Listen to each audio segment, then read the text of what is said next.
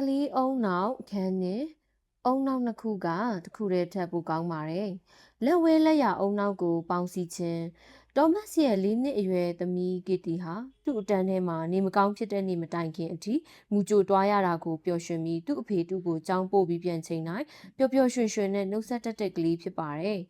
သူအတန်းထဲမှာနေမကောင်းဖြစ်တဲ့နေ့မှာတော့သူ့ဆီယာမကဒေါမတ်ကိုဖုံးဆက်အကြောင်းကြားပြီးဒေါမတ်ကချက်ချင်းပဲသူ့ကိုကျောင်းကနေအိမ်ကိုပြန်ခေါ်လာခဲ့ရပါတယ်။နောက်တစ်ရက်မှာတော့ကီတီနေပြန်ကောင်းလာပေမဲ့ကျောင်းကိုတွားမဲ့အချိန်ရောက်တိုင်းစငိုပါတော့တယ်။နောက်ရက်အနေငယ်မှာလည်းမနက်ခင်းရောက်တိုင်းဒီလိုငိုယိုတဲ့အဖြစ်အပျက်မျိုးထပ်ဖြစ်နေပါတယ်။နောက်ဆုံးမှာဒေါမတ်ကကီတီကိုကျောင်းဝတ်စုံလဲလှယ်ဝတ်ဆင်ပေးလို့ရပေမဲ့ကျောင်းကိုရောက်ချိန်မှာတော့ခြေနေကပူပြီးဆိုးလာပါတယ်။ဒေါမတ်ရဲ့ပြောစကားအရကျောင်းရဲ့ကားရက်နာရာနေရာမှာကားထဲကထွက်လိုက်တာနဲ့ကီတီရဲ့ထိတ်လန့်မှုကပိုပြီးဆိုးရွားလာတာပါ။ပထမဆုံးသူတို့ကျောင်းအဆောက်အဦနဲ့နီးကပ်လာချိန်မှာကီတီကစကားနားမထောင်တဲ့ပုံစံမျိုးစပြီးလုပ်ပြပါတယ်။ကီတီကသူ့ဖေနဲ့အတူတူလမ်းလျှောက်လာပေမဲ့သူ့ရဲ့ခန္ဓာကိုယ်တေးတေးလေးကိုစမ်းရအကြီးကြီးတစ်ခုနီးပါးလေးလံနေတဲ့ပုံစံလုပ်ပြပါတယ်။သူ့ရဲ့ညှင်းဆန်မှုကြောင့်လမ်းလျှောက်နေရာကနေဆွဲခေါ်သွားရပါတယ်။အဲ့ဒီနောက်စာတင်ခန်းရောက်လာတာနဲ့ကီတီကသူ့အဖေရဲ့လက်ကိုတင်းတင်းကြပ်ကြပ်ဆုပ်ကင်ထားပြီးသူ့ရဲ့ကလေးခန္ဓာကိုယ်အလေးချိန်တစ်ခုလုံးကိုသူ့အဖေရဲ့ခြေထောက်တွေပေါ်မှာကတ်တွယ်ထားလိုက်ပါတယ်။နောက်ဆုံးဒေါမတ်ကသူ့ကိုတွေ့ကပ်နေတဲ့ကီတီကိုဖယ်ရှားပြီးအခန်းထဲကနေပြန်ထွက်လာချိန်မှာတော့အခြားကလေးတွေရဲ့စူညံတန်းတွေကြားထဲကနေဖေဖေတမီးကိုထားခဲ့ရင်တမီးတည်လိမ့်မယ်လို့အော်ဟစ်ပြောတဲ့အတန်ကိုကြားလိုက်ရပါတယ်။ဒီလိုမိဘနဲ့ခွဲခွာရမှာကိုကြောက်လန့်တဲ့စိတ်ပူပန်မှုမျိုးကငယ်ရွယ်တဲ့ကလေးတွေအတွက်ပုံမှန်အဖြစ်အပျက်တစ်ခုပဲဖြစ်ပါတယ်။သူတို့အတွက်စာတင်ကျောင်းဟာကြောက်စရာနေရာဖြစ်နိုင်တဲ့အချိန်တွေရှိပါတယ်။ဒါပေမဲ့တောမတ်ရှင်းပြသလိုပဲကီတီကသူနေမကောင်းမဖြစ်ခင်အထိကျောင်းသွားရတာလုံးဝပြောနေတာ။တူတငယ်ချင်းတွေ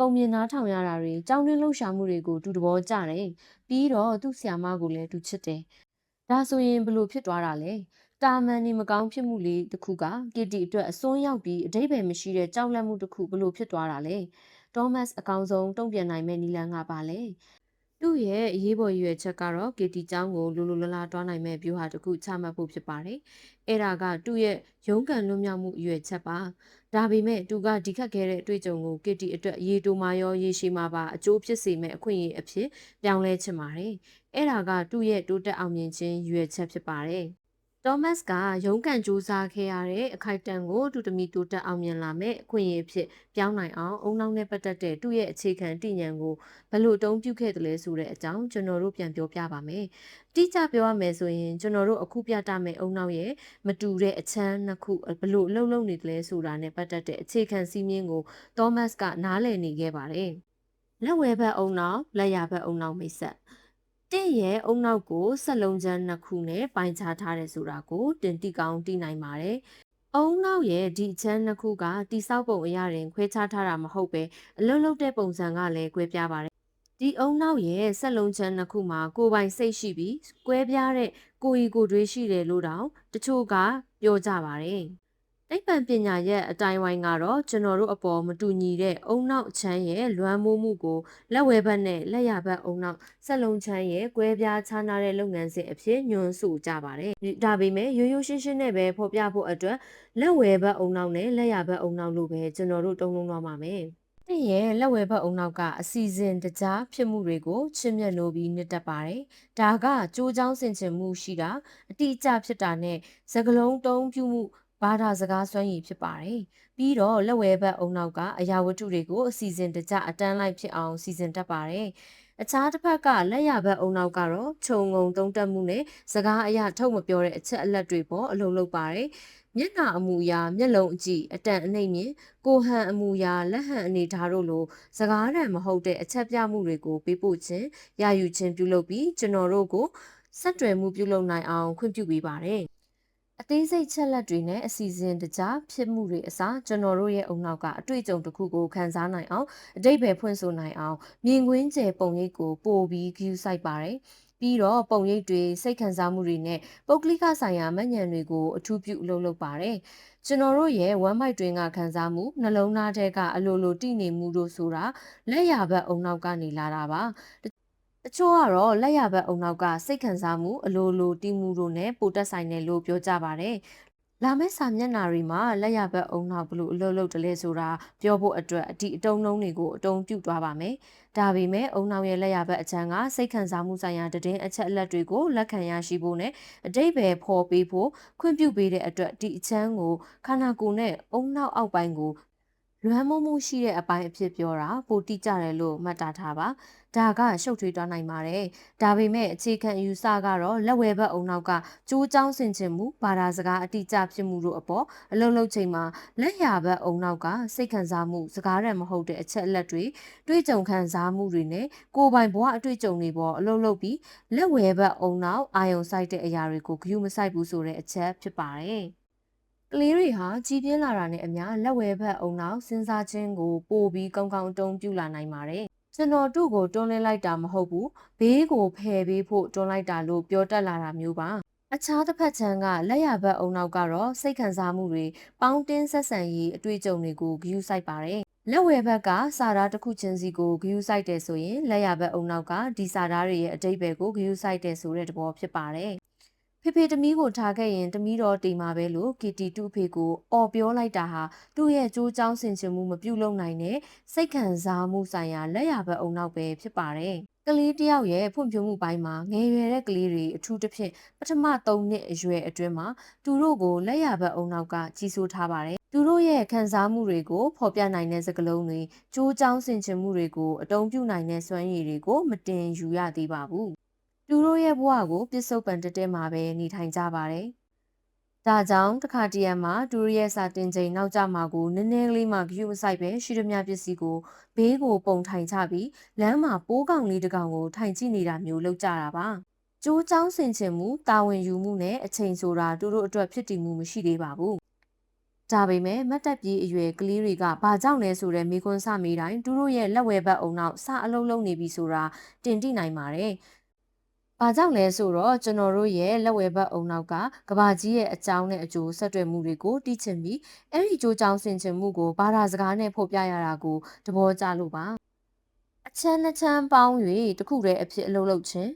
လက်ဝဲဘက်ချမ်းနဲ့လက်ရဘက်ချမ်းပေါင်းစည်းခြင်းမြတ်မြတ်တတအတိတ်ပဲရှိရှိနဲ့ဆက်တွယ်မှုကောင်းမွန်တဲ့ပေါင်းတင်ဆက်ဆံရေးရှိတဲ့ဘဝမှာဖန်တီးမှုမြင့်မြင့်နဲ့နေထိုင်နိုင်ဖို့အတွက်ကျွန်တော်တို့ရဲ့အုံနောက်နှစ်ချမ်းအတူတူပူးပေါင်းလုပ်ဖို့လိုအပ်ပါတယ်အုံနောက်ရဲ့ဖွဲ့စည်းတည်ဆောက်ပုံကဒီလိုပုံစံနဲ့အလုပ်လုပ်ပါတယ်။ဥပမာအားဖြင့်လက်ရဘက်အုံနောက်ချမ်းနဲ့လက်ဝဲဘက်အချမ်းကိုဆက်တွဲပေးထားတဲ့ corpus callosum ကအုံနောက်ရဲ့အလဲကောင်မှာဖြတ်တန်းတည်ရှိနေတဲ့အမြင်အစုအဝေးတစ်ခုဖြစ်ပါတယ်။ကျွန်တော်တို့အုံနောက်နှစ်ချမ်းကြားတဲ့ကဆက်တွဲရေးကဒီအမြင်တွေကြားမှာဖြစ်ပေါ်ပြီးအုံနောက်နှစ်ချမ်းလုံးကိုပူပေါင်းလှုပ်ဆောင်စေပါတယ်။ဒါကကျွန်တော်တို့ကလေးတွေမှာကျွန်တော်တို့ဖြစ်စေချင်တဲ့အရာအတိအကျဖြစ်ပါတယ်ကျွန်တော်တို့ကသူတို့ရဲ့အုံနောက်ကိုအလျားလိုက်ပေါင်းစည်းအလုပ်လုပ်စေချင်ပါတယ်။ဒါမှဒါအုံနောက်ရဲ့နှစ်ချမ်းကစီးချက်ညီညီအလုပ်လုပ်နိုင်မှာပါ။အဲ့ဒီနီလန်းနဲ့ကျွန်တော်တို့ရဲ့ကလေးတွေဟာသူတို့ရဲ့ကြိုးချောင်းဆင်ခြင်မှုနဲ့စိတ်ခံစားမှုနှစ်ခုလုံးကိုတန်ဖိုးထားတတ်လာမှာဖြစ်ပါတယ်။ကလေးတွေဟာမျက်မျက်တတနေထိုင်နိုင်လာပြီးသူတို့ကိုသူတို့နဲ့ကဘာကြီးเจ้าကိုနားလည်လာမှာဖြစ်ပါတယ်။အုံနောက်မှာနှစ်ချမ်းရှိနေတာအကြောင်းရင်းတစ်ခုရှိပါတယ်။အုံနောက်ရဲ့အချမ်းတစ်ခုချင်းစီမှာအထူးပြုလုပ်ဆောင်ရွက်ချက်တွေရှိတာကြောင့်ကျွန်တော်တို့ကပိုရှုပ်ထွေးတဲ့ရည်ရွယ်ချက်တွေကိုရရှိလာပြီးပိုကြီးမားကျယ်ပြန့်တဲ့လှုပ်ဆောင်မှုတွေကိုပိုမိုလှုပ်ဆောင်နိုင်တာပါကျွန်တော်တို့ရဲ့အုံနောက်နှစ်ချမ်းကပေါင်းစည်းအလုံးမလုံးနိုင်ပဲတစ်ဖက်ချမ်းတွေကနေပဲကျွန်တော်တို့ရဲ့အတွေ့အကြုံတွေအဓိကရရှိနေရင်သိတာတဲ့ပြဿနာတွေပေါ်ထွက်လာတာပါအုံနောက်ရဲ့လက်ဝဲဘက်ဒါမှမဟုတ်လက်ရဘက်တစ်ချမ်းတွေကိုပဲအတုံးပြုနေတာဟာလက်တစ်ဖက်ထဲနဲ့ရေကူးနေတယ်လို့ပါပဲလက်တစ်ဖက်ထဲနဲ့ရေကူးကောင်းကူးနိုင်ပါလိမ့်မယ်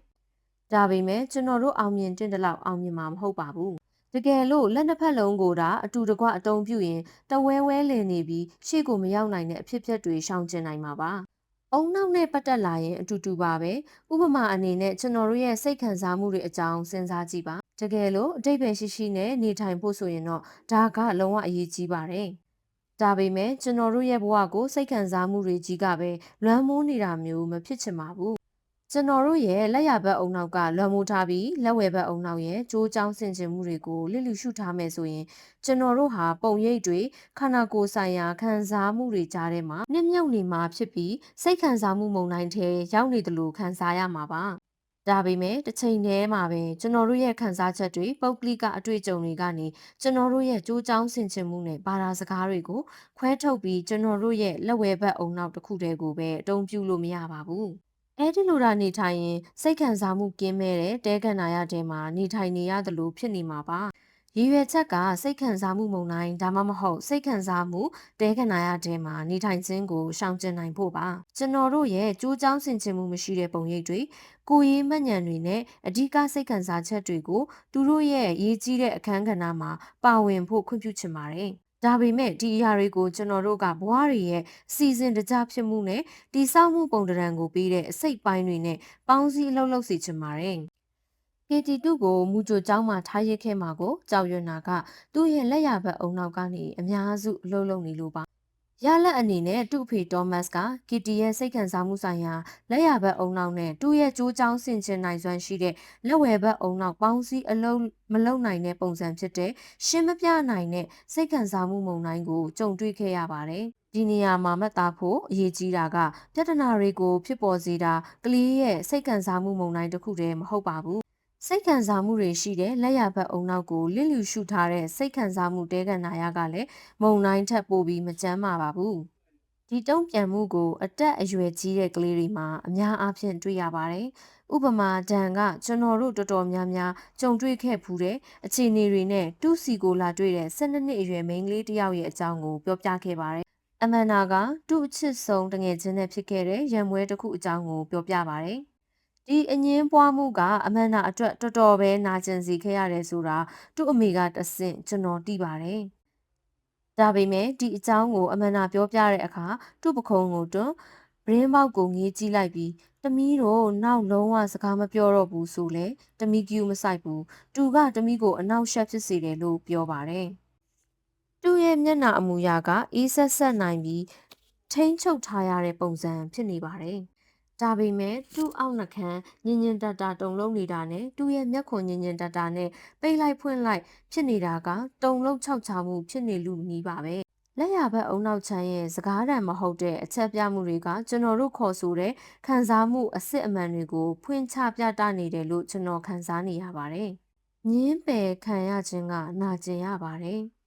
အဲ့ဒီအခိုက်အတန့်မှာအမန်ဒါရဲ့ဒီနာကျင်စွာခံစားရမှုကိုရှေရှင်းတဲ့နီလန်ကသူ့ရဲ့လက်ဝဲဘက်အုံနောက်ချမ်းကိုအသုံးပြုလိုက်တာပါ။သူတင်ခတ်မှန်းမှုနဲ့ထိန်းချုပ်မှုတွေရှိနေပေမဲ့ခြောက်ကပ်မှုရှိနေတဲ့သူ့လက်ဝဲဘက်အုံနောက်ရဲ့စိတ်ခံစားမှုတဲကန်နာရတဲ့ကိုရောက်ရှိသွားတာဖြစ်ပါတယ်။လက်ရဘက်အုံနောက်ကကျွန်တော်တို့ရဲ့ခန္ဓာကိုယ်ဆိုင်ရာတိရှိခံစားမှုတွေနဲ့ကျွန်တော်တို့ရဲ့စိတ်ခံစားမှုတွေကိုပေါင်းစည်းဖြစ်ပေါ်စေတဲ့အုံနောက်အောက်ပိုင်းကအချက်အလက်တွေကိုပိုပြီးဓာတ်ရိုက်ဆက်တွယ်နေတာကြောင့်သူ့တငယ်ချင်းနဲ့ပရိပခတ်ဖြစ်ခဲ့တဲ့အကြောင်းကိုစဉ်းစားရတာနာကျင်ရတာတောင်သူ့လက်ရဘက်အုံနောက်မှာဘာတွေဖြစ်နေသလဲဆိုတာနားလည်နိုင်ဖို့အတွက်သူ့ကိုကျွန်တော်ကူညီခဲ့ရပါတယ်။ဒီနီးလန်းနဲ့လက်ရဘက်ချမ်းကပုံရိပ်တွေခံစားချက်တွေနဲ့ကိုယ်ရေးမှတ်တမ်းတွေအားလုံးဟာစိတ်ခံစားမှုတွေအဖြစ်ပေါင်းစည်းသွားပါတယ်။ကျွန်တော်တို့စိတ်ပြက်လက်ပြက်ဖြစ်တဲ့အချိန်လေးမှာဒီလိုကြိုတင်မခန့်မှန်းနိုင်တဲ့လက်ရဘက်တတိရှိမှုကနေပိုခန့်မှန်းနိုင်ပိုထိန်ချုပ်နိုင်ပြီးကြိုးကြောင်းဆင်ခြင်မှုနဲ့မြေထဲဖြစ်တဲ့လက်ဝဲဘက်ချမ်းကိုစုပ်ခွာလိုက်ရတာပိုအန္တရာယ်ကင်းတယ်လို့ခံစားမိကြပါတယ်။အမန်နာကိုကူညီဖို့အဓိကအချက်ကသူ့ရဲ့ခံစားချက်အစစ်မှန်တွေကိုညင်ညင်တတာနဲ့လက်ခံလာအောင်တတိရှိလာအောင်ပြုလုပ်ပေးဖို့ဖြစ်ပါတယ်။သူ့ဘဝမှာအရေးကြီးတဲ့လူတစ်ယောက်ကသူ့အပေါ်နာကျင်စေခဲ့တယ်ဆိုတဲ့အချက်ကိုသူကိုယ်တိုင်ဖုံးကွယ်ထားတယ်မတိချင်အောင်ဆောင်နေတယ်လို့ကျွန်တော်အစောတလင်ထုတ်မပြောခဲ့ပါဘူး။အဲ့ဒီလိုလုံးမဲ့အစားသူခံစားနေရတာတွေအတိုင်းခံစားနိုင်ဖို့ကျွန်တော်ကိုကျွန်တော်ခွင့်ပြုလိုက်ပါတယ်။ပြီးတော့မှကျွန်တော်ရဲ့လက်ရဘက်အုံနောက်ကနေအမန်နာရဲ့လက်ရဘက်အုံနောက်ကိုဆက်တွယ်နိုင်ဖို့ကြိုးစားပါတယ်။ကျွန်တော်ရဲ့မျက်နှာအမူအရာနဲ့ကိုဟန်အနေအထားတွေကိုအတုံးပြုပြီးသူ့စိတ်ခံစားချက်တွေကိုကျွန်တော်ခံစားမိတယ်ဆိုတာကိုတူတိလာအောင်ပြသပါတယ်။ဒီလိုလှုပ်ဆောင်ပေးမှုကြောင့်ကျွန်တော်ကသူ့ရဲ့အပြစ်မှန်းပုံတံတင်မဟုတ်ပဲသူ့အတွင်းစိတ်ကိုပါစိတ်ဝင်စားပြီးသူ့ခံစားချက်ကိုနားလဲသူတယောက်တည်းမဟုတ်ဘူးဆိုတဲ့ခံစားချက်အမှန်တမှာဖြစ်ပေါ်စေပါတယ်။အဲ့ဒီနောက်ကျွန်တော်တို့ကြားထဲမှာဆက်တွယ်မှုရှိနေပြီလို့ခံစားရတာနဲ့တပြိုင်နက်စကလုံးတွေဟာတဘာဝအလျောက်ကျွန်တော်တို့ကြားထဲမှာပေါ်ထွက်လာပါတယ်။သူ့အတွင်းစိတ်မှာဘာတွေဖြစ်နေတယ်လဲဆိုတဲ့အောက်ခြေအထိကျွန်တော်တို့ရောက်ရှိသွားပါတယ်။ သူ့ချစ်ဆုံးတငယ်ချင်းနဲ့ရန်ဖြစ်ခဲ့တဲ့အကြောင်းကိုပြောပြဖို့တောင်းဆိုပြီးသူပြောပြနေရင်ခဏရပ်နားလိုက်တဲ့အချိန်ဒီမှာပြောင်းလဲသွားတယ်သူ့ရဲ့ခံစားချက်တွေကိုလေ့လာခြင်းနဲ့သူ့ရဲ့စိတ်ခံစားမှုအစစ်တွေကိုသိရှိလာအောင်နဲ့ပိုအကျိုးရှိတဲ့နည်းလမ်းတွေနဲ့ဖြည့်ရှင်းနိုင်အောင်ကျွန်တော်အမန်နာကိုကူညီနိုင်ခဲ့ပါတယ်။ဒါကသူ့ရဲ့လက်ရဘက်အုံနောက်ရဲ့ခံစားချက်တွေခန္ဓာကိုယ်ဆိုင်ရာအလိုလိုတိမှုတွေနဲ့ပုံရိပ်တွေကိုသူ့ရဲ့လက်ဝဲဘက်အုံနောက်ကစကလုံးတွေသူ့ရဲ့အတွေ့အကြုံကိုပြန်ပြောနိုင်စွမ်းနေနဲ့ဆက်တွယ်လာနိုင်အောင်ကျွန်တော်ဘလို့စူးစမ်းခဲ့တယ်လဲဆိုတဲ့အကြောင်းအရာပဲဖြစ်ပါတယ်။အုံနောက်ထဲမှာဘလို့ဖြစ်ပေါ်နေတယ်လဲဆိုတာကိုကျွန်တော်တို့မြင်နိုင်တဲ့အခါမှာအုံနောက်အချမ်းနှစ်ခုတစ်ခုနဲ့တစ်ခုဆက်တွယ်ခြင်းကအပြန်အလှန်ဆက်တွယ်မှုရလဒ်ကိုလုံးဝပြောင်းလဲမှုရှိတယ်ဆိုတာကျွန်တော်တို့နားလည်နိုင်ပါတယ်။ကျွန်တော်တို့ကလေးတွေနာကျင်မှုဖြစ်မှာကိုကျွန်တော်တို့မလိုလားပါဘူး။ဒါပေမဲ့သူတို့ရဲ့ခက်ခဲတဲ့အချိန်တွေကိုရိုးရိုးရှင်းရှင်းဖြတ်ကျော်လိုက်တာထက်ပိုပြီးလှုံ့ဆော်စေချင်ပါတယ်။သူတို့ရဲ့ဒုက္ခတွေကိုရင်ဆိုင်ပြီးအဲ့ဒီဆင်းရဲဒုက္ခတွေကနေကြီးထွားအောင်မြင်လာစေချင်ပါတယ်။အမန်နာကသူ့ရဲ့လက်ရဘက်အုံနောက်မှာဖြစ်ပေါ်နေတဲ့နာကျင်စရာစိတ်ခံစားမှုတွေကိုဖုံးကွယ်ပြီးလက်ဝဲဘက်အုံနောက်ကိုစုပ်ခွာသွားချိန်မှာသူအတိမတ်ပြုဖို့လိုအပ်တဲ့သူ့အတွင်းတရံကအရေးကြီးအစိတ်ပိုင်းကိုညှင်းပယ်လိုက်တာပ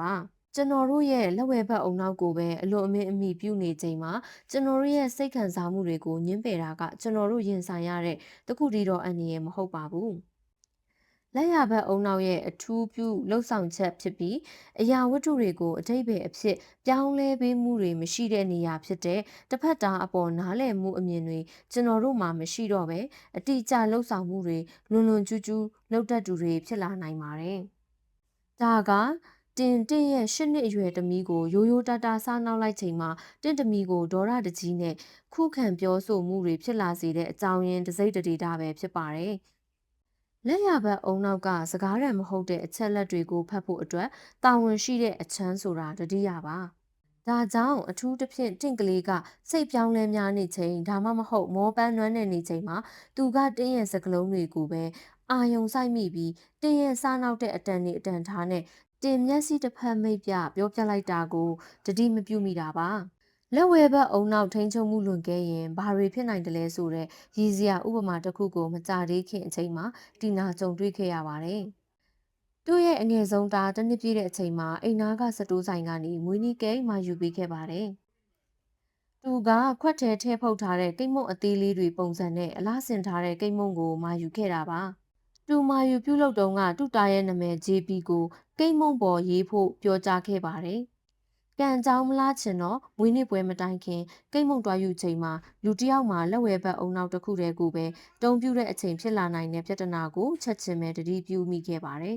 ။တီနာကမုံဖုတ်တူကိုဂျီနီဆိုတဲ့နာမည်ကိတ်ပေါ်မှာရေးပေးဖို့ပြောခဲ့ပေမဲ့လက်ဝဲဘက်အုံနောက်ရဲ့အဓိပ္ပာယ်ကောက်ယူလိုက်ပုံကြောင့်သူမျော်လင့်ထားသလိုဖြစ်မလာခဲ့ပါဘူး။ရွေချက်ကတော့ကျွန်တော်တို့ကလေးတွေရဲ့လက်ဝဲဘက်နဲ့လက်ရဘက်ချမ်းကိုပေါင်းစည်းနိုင်ဖို့အတွက်နှစ်ဖက်လုံးအတူတူလှုပ်လှုပ်နိုင်ဖို့တင်ကြားခြင်းကိုအကူအညီပေးရေးပဲဖြစ်ပါတယ်။အစောပိုင်းကဆွေးနွေးခဲ့တဲ့ဗျမ်းပရာဖြစ်ခြင်းမြစ်ကန်နဲ့တင်းမာချက်တီးခြင်းမြစ်ကန်ဘေးတစ်ဖက်တစ်ချက်မှာရှိနေတဲ့ကျမ်းမာပျော်ရွှင်ခြင်းမြစ်ရည်ပြင်ကိုတတိယပါစိတ်ကျမ်းမာရေးဆိုတာဒီအစိုးနှစ်ဖက်ကြားမှာစီးချက်ညီညီစီးစင်းနေမှုအဖြစ်ကျွန်တော်တို့အတိတ်ပဲဖွင့်ဆိုပါတယ်ကျွန်တော်တို့ကလေးတွေရဲ့လက်ဝဲဘက်နဲ့လက်ရဘက်ကိုဆက်တွယ်ပေးနိုင်အောင်အကူအညီပေးခြင်းအပြင်သူတို့ကိုဗျမ်းပရာဖြစ်ခြင်းနဲ့တင်းမာချက်တဲခြင်းမြစ်ကန်တွေကိုရှောင်ကျဉ်နိုင်အောင်စိတ်ကျမ်းမာပျော်ရွှင်နေတဲ့အလိုက်တဲ့အခြေအနေမှာနေထိုင်နိုင်ဖို့ပိုကောင်းတဲ့အခွင့်အရေးကိုကျွန်တော်တို့ပေးနိုင်ပါတယ်လက်ဝဲဘက်အုံနောက်နဲ့လက်ရဘက်အုံနောက်ကိုပေါင်းစည်းပေးခြင်းအပြင်တင့်ကလေးမြစ်ကန်တစ်ဖက်ဖက်ကိုနီးကပ်မတွားအောင်အကူအညီပေးနိုင်ပါတယ်လက်ရဘက်အုံနောက်အကျန်းထဲစိတ်ခံစားမှုတွေဟာလက်ဝဲဘက်အုံနောက်ကကြိုးချောင်းဆင်ခြင်မှုတွေနဲ့မပေါင်းဆက်နိုင်ဘူးဆိုရင်ကီတီလိုအဖြစ်မျိုးနဲ့ကြုံရပြီးဗျမ်းပရာမြစ်ကန်ဘေးကိုနီးကပ်သွားမှာပါဆိုလိုတာကကလေးတွေရဲ့လက်ဝဲဘက်အုံနောက်ကိုရှုမြင်ပုံအမြင်တွေဖြစ်ပေါ်လာစေအောင်အတုံးပြုစေပြီးသူတို့ရဲ့စိတ်ခံစားမှုတွေကိုအပြုသဘောဆောင်တဲ့နည်းလမ်းတွေနဲ့ရင်ဆိုင်ဖြေရှင်းနိုင်အောင်ကူညီပေးရမှာဖြစ်ပါတယ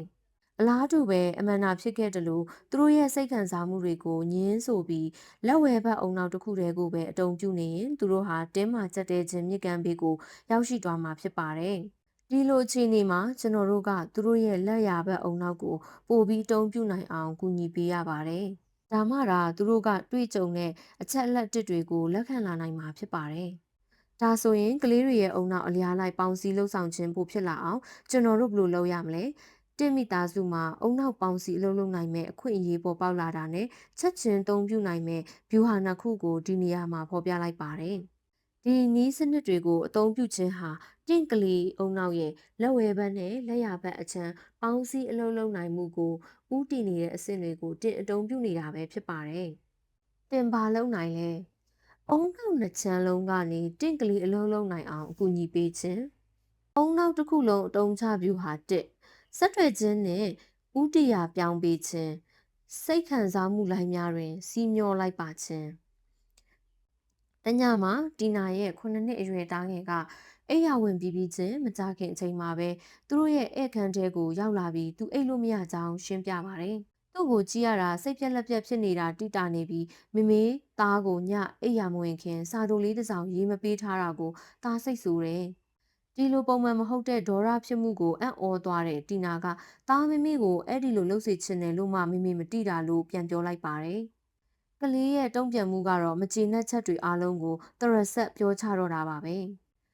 မေမေသားအတွက်ဘာတစ်ခုမှကောင်းတာလုပ်မပေးဘူး။သားစိတ်ဆိုးတယ်။ဘာလို့လဲဆိုတော့သားမွေးနေ့ကလည်း10လတောင်လို့သေးတယ်။သားအိမ်စာတွေလည်းမလုပ်ချင်ဘူး။ "သူပြောနေတာတွေကြိုးကြောင်းခိုင်လုံမှုရှိလား။မရှိပါဘူး။ဒါပေမဲ့တင့်အတွက်ဒီလိုမကြေမနက်ပြောဆိုမှုတွေကရင်းနှီးနေမှာပါ။မိဘအားလုံးဒီပါသူတို့ကလေးတွေစိတ်မကြည်တဲ့အချိန်အဓိပ္ပာယ်မရှိပြောတာတွေကိုကြုံဖူးကြမှာပါဒီလိုအဖြစ်အပျက်မျိုးနဲ့ကြုံတွေ့ရတာစိတ်ပျက်စရာကောင်းပါတယ်အထူးသဖြင့်တင့်ကလေးကိုအကျိုးအကြောင်းခိုင်ခိုင်လုံလုံနဲ့ပြုမှုတတ်ပြီးအဓိပ္ပာယ်ရှိတဲ့စကားပြောဖို့လုံလုံလောက်လောက်ရင့်ကျက်နေပြီလို့တင်ဖက်ကမျောလင့်ထားတဲ့အခြေအနေမှာပါ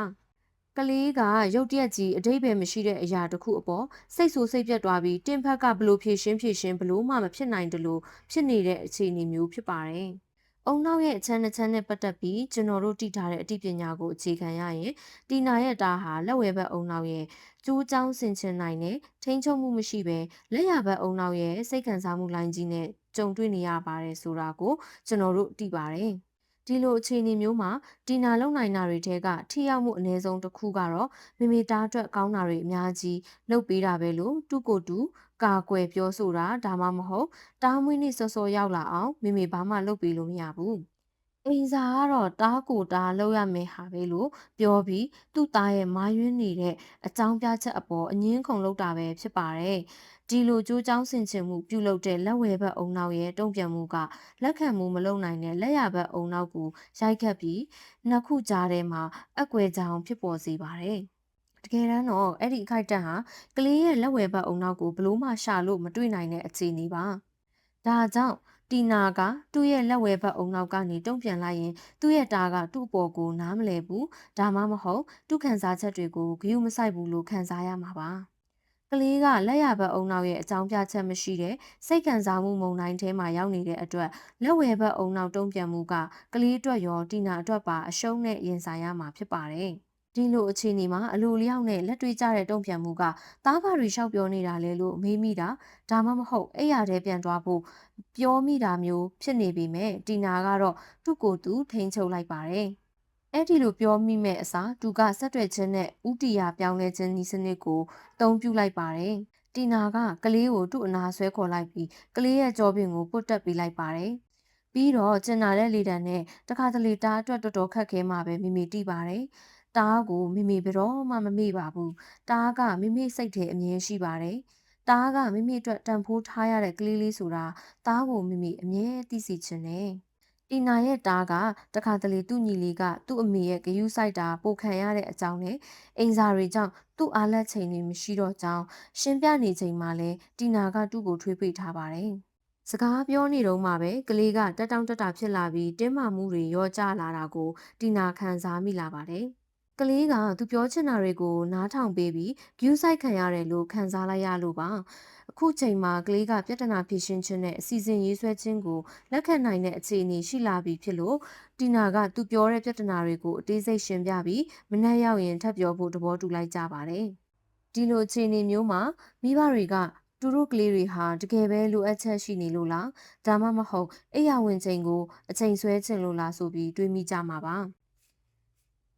အုံနောက်တစ်ခုလုံးတုံချကလေးပြုစုပြောထောင်ခြင်းဆိုတာမကောင်းတဲ့အပြုအမူတွေကိုအားပေးမိတာဒါမှမဟုတ်မိဘအပေါ်လွမ်းမိုးထိန်ချုံမှုတွေကိုခွင့်ပြုပေးရမယ်လို့မဆိုလိုပါဘူးအပြန်အလှန်အနေနဲ့တင့်ကလေးရဲ့အုံနောက်ဘလို့အလုပ်လုပ်တယ်ဆိုတာကိုနားလည်မယ်ဆိုရင်ပူပေါင်းဆောင်ရွက်ခြင်းကိုဝမ်းနည်းစရာအဖြစ်အပျက်နည်းနည်းနဲ့မြန်မြန်ဆန်ဆန်တင်ပြုလုပ်နိုင်ပါလိမ့်မယ်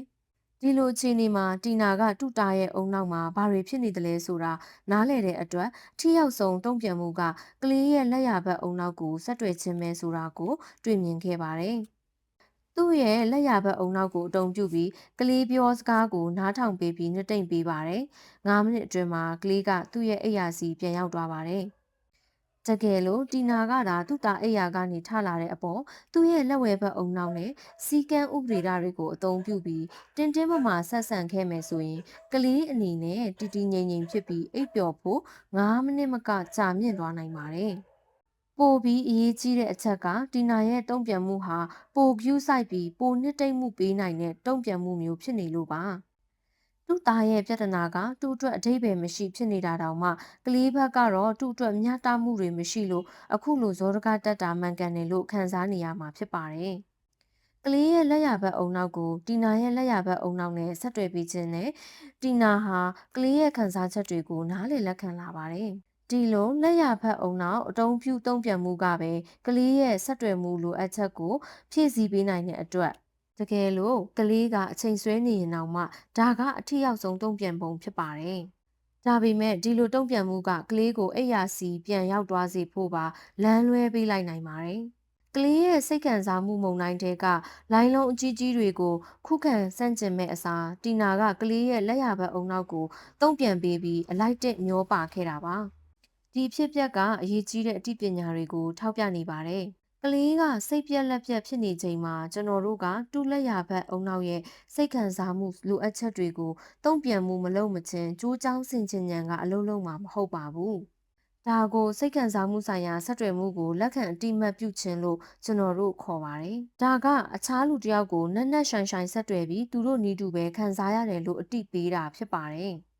မိဘနဲ့ကလေးတွေဟာစိတ်ခံစားမှုတွေကိုအပြန်အလှန်လက်ခံအတိမတ်ပြုမယ်ဆိုရင်သူတို့အတူတကွဖြစ်တည်ပေါင်းဆက်ခြင်းဆိုတဲ့ခံစားမှုအတွေ့အကြုံကိုရရှိမှာဖြစ်ပါတယ်။တီနာရဲ့တူတာအပေါ်ကျင့်သုံးလိုက်တဲ့နီလန်းကိုဆက်တွယ်ခြင်းနဲ့ဥတီယာပြောင်းလဲပေးခြင်းဤစနစ်လို့ခေါ်ပါတယ်။ဒါကပြဿနာတွေနဲ့အခြေအနေတွေကိုကြိုးကြောင်းဆင်ခြင်ဉဏ်နဲ့ဖြေရှင်းခြင်းမပြုခင်မှာကလေးကိုသူတို့နီးတူခံစားမိတယ်လို့အတိပေးကူညီခြင်းကနေစတင်ပါတယ်။ဘလို့ပုံစံအလုပ်လုပ်တယ်ဆိုတာကိုအောက်မှာဖော်ပြထားပါတယ်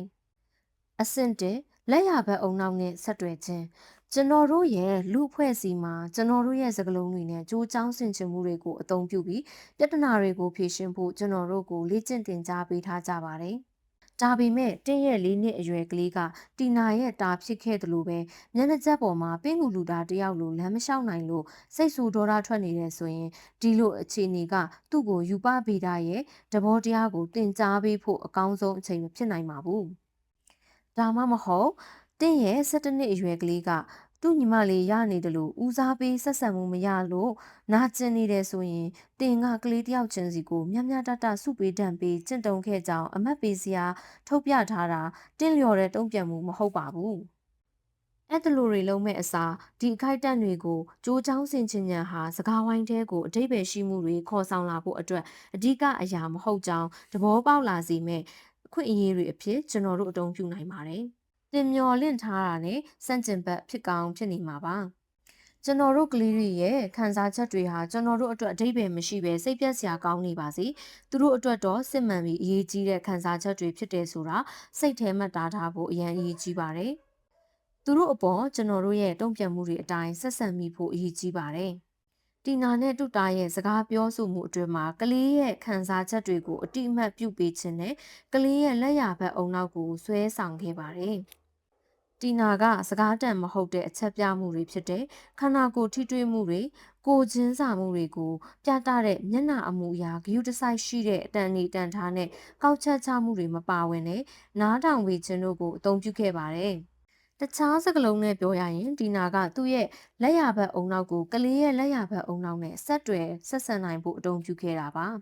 ဒီလိုလက်ရဘက်အုံနောက်အချင်းချင်းလက်ခံဆက်တွေ့ပေးမှုကကလေးရဲ့အုံနောက်ကိုများတားတဲ့အခြေအနေဖြစ်အောင်ဒါမှမဟုတ်ပိုပြီးပေါင်းဆက်အလုပ်လုပ်တဲ့အခြေအနေဖြစ်ပေါ်လာအောင်အကူအညီပေးပါတယ်။အဲ့ဒီနောက်မှာမှတီနာကတူတာရဲ့လက်ဝဲဘက်အုံနောက်ကိုစတင်ဆွဲဆောင်မှုပြုလုပ်ပြီးကလေးပြောပြတဲ့ပြဿနာတွေကိုဖြေရှင်းဖို့ကြိုးစားပါတယ်။တခြားစကားလုံးနဲ့ပြောရရင်လက်ဝဲဘက်နဲ့လက်ရဘက်အုံနောက်ကိုပေါင်းဆက်ပေးမဲ့အဆင့်နှစ်ကိုအသုံးပြုရတော့မယ့်အချိန်ဖြစ်ပါတယ်။အဆင့်နဲ့လက်ဝဲဘက်အုံနောက်တို့ဥတီယာပြောင်းလဲပေးခြင်းလက်ရဘက်အုံနောက်နဲ့တုံ့ပြန်မှုအပြီးမှာတီနာကလက်ဝဲဘက်အုံနောက်နဲ့ဥတီယာပြောင်းလဲမှုပြုလုပ်နိုင်လာပါတယ်။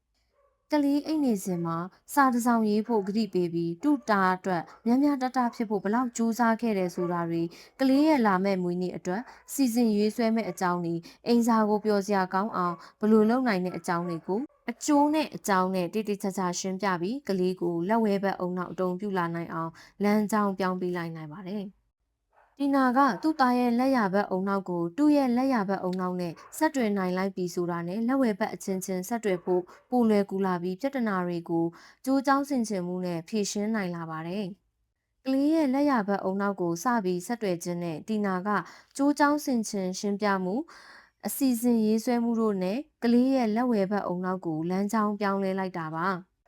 ဒီလိုရှင်းပြခြင်းနဲ့အစီအစဉ်ရေးဆွဲခြင်းတို့အတွက်ကလေးရဲ့လက်ဝဲဘက်ချမ်းအုံနောက်ကသူတို့စကားဝိုင်းမှာပါဝင်လာဖို့လိုအပ်ပါတယ်။ဒီနီလန်းကကလေးရဲ့အုံနောက်ကိုပိုပေါင်းဆက်တဲ့နီးနဲ့အလုံးလုံးနိုင်အောင်ခွင့်ပြုပေးပါတယ်။ဆက်တွယ်ခြင်းနဲ့ဥတီယာပြောင်းလဲပေးခြင်းဤစနစ်ကအရာအလုံးကိုအမြဲတမ်းဖြည့်ရှင်းပေးနိုင်မယ်လို့ကျွန်တော်တို့မပြောပါဘူး။နောက်ဆုံးမှာတော့ကလေးရဲ့စိတ်ခံစားမှုလိုင်းလုံးကမုံတိုင်းမပြီးမချင်းကွဲထွက်ဖို့လိုအပ်နေပြီးနောက်ပြန်လဲလို့မရတဲ့အမှတ်တစ်ခုကိုကလေးကရိုးရိုးရှင်းရှင်းဖြတ်ကျော်သွားဖို့လိုအပ်နေတဲ့အချိန်တွေရှိပါတယ်။ဒါမှမဟုတ်ကလေးကတခုခုစားဖို့အိပ်ပျော်သွားဖို့ရိုးရိုးရှင်းရှင်းလိုအပ်နေတာလည်းဖြစ်နိုင်ပါတယ်။တင်လဲတင့်ကလေးရဲ့ခံစားချက်တွေနဲ့အပြုအမူတွေကိုကြိုးကြောင်းဆင်ခြင်ဉာဏ်နဲ့ပြောပြနိုင်ဖို့အတွက်သူ့ရဲ့အုံနောက်ပေါင်းဆက်အလုံးလုံးမဲ့အချိန်ကိုတီနာလိုပဲစောင့်ဆိုင်နေဖို့ဆုံးဖြတ်နိုင်ပါတယ်။ကလေးကကြိုးကြောင်းဆင်ခြင်မှုနဲ့တွေးခေါ်ခြင်းမလုပ်နိုင်တာကြောင့်တင်းဖက်ကစီးမြင့်အကန့်အသတ်တွေကိုဖြေလျှော့ပေးလိုက်ရတာဒါမှမဟုတ်ခွင့်ပြုပေးလိုက်ရတာတွေလုပ်တင်တယ်လို့ကျွန်တော်တို့ဘက်ကအကြံပေးနေတာမဟုတ်ပါဘူးကလေးရဲ့လက်ဝဲဘက်အုံနောက်အတုံးပြုခြင်းမရှိတာကြောင့်လေးစားခြင်းနဲ့အပြုအမူနဲ့တက်ဆိုင်တဲ့စီးမြင့်တွေကိုဆွန့်လွတ်ပစ်စီရမလိုပါဘူးဥပမာလေးစားမှုမရှိတာတစုံတစ်ယောက်ကိုရန်ပြုတာပစ္စည်းတွေဖြစ်ပေါက်တာအစရှိတဲ့တင့်မိသားစုအတွင်းကမတင်လျော်တဲ့အပြုအမူတွေကိုစိတ်ခံစားမှုမြင့်တက်နေတဲ့အချိန်တွေမှာတော့ချမှတ်ထားတဲ့စည်းကမ်းတွေအတိုင်းပဲဖြစ်တက်ပါတယ်။တင့်ဘက်ကဆက်တွေ့ခြင်းနဲ့ဥတီယာပြောင်းလဲခြင်းဒီစနစ်မစတင်ခင်မှာတင့်ကလေးကိုဒီလိုအခြေအနေကနေဖယ်ရှားတာနဲ့ဖြတ်လို့ဖြတ်စီအပြုအမူတွေကိုတားဆီးဖို့လိုကောင်းလိုအပ်နိုင်ပါတယ်။ဒါပေမဲ့စိတ်ခံစားမှုမုန်တိုင်းဖြစ်ပေါ်နေတဲ့အခိုက်အတန့်ဟာသင်ခန်းစာယူဖို့အကောင်းဆုံးအချိန်မဟုတ်တဲ့အတွက်အုံနောက်တစ်ခုလုံးတုံချနီးစနစ်ရကလေးတည်ငြိမ်သွားပြီးတဲ့နောက်မှာတော့သူ့ရဲ့အပြုအမူဆိုးတွေနဲ့အကျိုးဆက်အကြောင်းတွေကိုဆွေးနွေးတာဟာရေပုံရအားဖြင့်ကောင်းမွန်တဲ့အယူဆဖြစ်တယ်ဆိုတာကျွန်တော်တို့နားလည်ထားပါတယ်။ကလေးရဲ့လက်ဝဲဘက်အုံနောက်ပြန်အလုံးလုံးတာနဲ့တပြိုင်နက်ကလေးကပိုပြီးလက်ခံနိုင်စွမ်းရှိလာတဲ့အတွက်စီကံချမှတ်ခြင်းကပိုပြီးထိရောက်မှုရှိပါတယ်။ဒါကတင့်ကလေးကိုနောက်တစ်ခါအဝေးကြီးကိုရေကူးမတွားဖို့မပြောခင်မှာသူ့ကိုတင့်လက်မောင်းနေတဲ့ထွေးပွေထားပြီးကမ်းခြေကိုပြန်ရောက်လာအောင်ကူညီပေးတဲ့အတက်ကယ်သမားတယောက်လိုပါပဲ။ဗျူဟာတင်အမိတ်ပေးခြင်းနဲ့တောင်းဆိုခြင်းပြုလုပ်မဲ့အစားမိမိကသားညတရီနိုးရင်ဖတ်ဖို့စာလေးတစ်စောင်လောက်တောင်ရေးပေးမထားဘူး။သားအိမ်စာတွေလောက်ရတာလဲမုန်းတယ်။နေအိယာကထလာပြီးဘာလာလောက်တာလဲအခုချက်ချင်းအခန်းထဲကိုပြန်သွားစမ်းနင်းကိုနောက်တရက်မနက်မိုးမလင်းခင်အထိမမြင်ချင်ဘူးစသဖြင့်ဒီလိုတောင်းဆိုပြောမဲ့အစားဆက်တွယ်ဖို့နဲ့ဥတီယာပြောင်းပေးဖို့ကြိုးစားပါမိမိလည်းဒီလိုကိစ္စတွေဖြစ်လာရင်စိတ်ပြတ်တာပဲဒီညတာအတွက်စာတစ်စောင်မိမိကိုတားကရေးစေချင်တာလားပြီးတော့တားရဲ့အိမ်စာတွေအတွက်လည်းမိမိစဉ်းစားထားတာတချို့ရှိတယ်ဒါပေမဲ့အခုတော့နောက်ကျနေပြီနောက်ရက်မနက်ကြမှာပြောရအောင်ဆိုပြီးတော့ဆက်တွယ်ဖို့နဲ့ဥတီယာပြောင်းပေးဖို့ကြိုးစားနိုင်ပါတယ်ဒီနေရာမှာအဓိကအချက်ကတင့်ကလေးဟာစိတ်ခံစားမှုမုန်တိုင်းထဲမှာနစ်မြုပ်နေချိန်မှာတင့်ဘက်ကဥတီယာပြောင်းလဲမှုမလုပ်ခင်ဆက်တွယ်မှုပြုလုပ်လိုက်ရင်တင်ကိုယ်တိုင်ရောကလေးအတွက်ပါအကျိုးကျေးဇူးများစေတယ်ဆိုတဲ့အချက်ဖြစ်ပါတယ်။ဒီ ဒီနီလန်းကတင့်ကိုတင့်ကလေးနဲ့အတူရေအောက်ကိုဆွဲယူမခံရစေပဲတင့်ကလေးရဲ့ခေါင်းကိုရေပေါ်မှာပေါ်နေစေဖို့ကူညီပေးတဲ့အတက်ကယ်နီလန်းပဲဖြစ်ပါတယ်။အုံနောက်တစ်ခုလုံးတုံးသုံးချဗျူဟာနဲ့ထိန်းချုပ်ပြုပြင်နိုင်ဖို့အတွက်ထုတ်ဖော်ပြောကြားခြင်